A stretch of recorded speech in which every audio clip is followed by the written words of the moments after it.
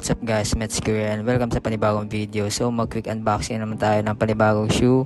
Isa sa mga best-selling shoes ng 2024 and nag-restock na tong shoes na to. Ito nga pala X-Step Jalen Team mga lods. Ayan, napaka-solid na ito. Up until now kaya nag-restock sila. So quick detailed look tayo mga lods. Ayan, may TPU lateral support siya dito sa lateral side. May X-Step basketball nakasulat dyan. And maganda na yung lacing system niya, may support pa siya. Then yung materials na sa uppers, breathable yan.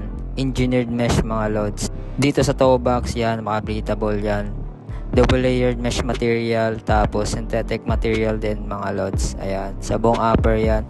May X-Step logo dito. Sa lace naman, ayan, flat lace lang yan. And mesh material naman sa tongue part niya mga lods. Ayan, may nakasulat dyan, X-Step.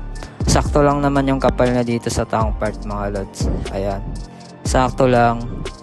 Sa sock liner naman, may support din siya mga lods. Makapal din yan.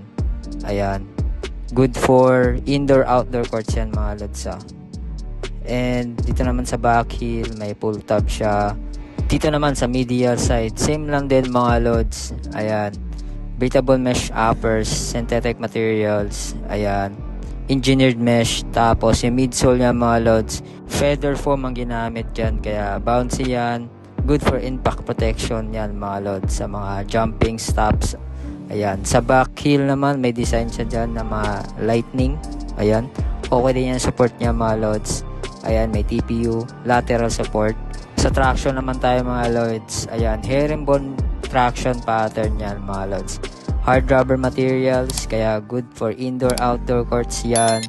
Pwede nyo to pang harabas mga lods. So kung gusto naman nito, maglalagay akong link dyan sa description box below or sa comment section. Ayan, pwede yan pang outdoor mga lods.